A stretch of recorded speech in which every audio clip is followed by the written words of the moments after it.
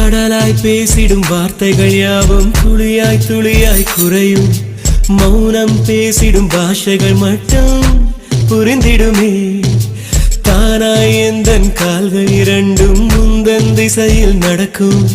தூரம் நேரம் காலம் எல்லாம் சுருங்கிடுமே. இந்த காதல் வந்து விட்டால் நம் தேகம் மிதந்திடுமே.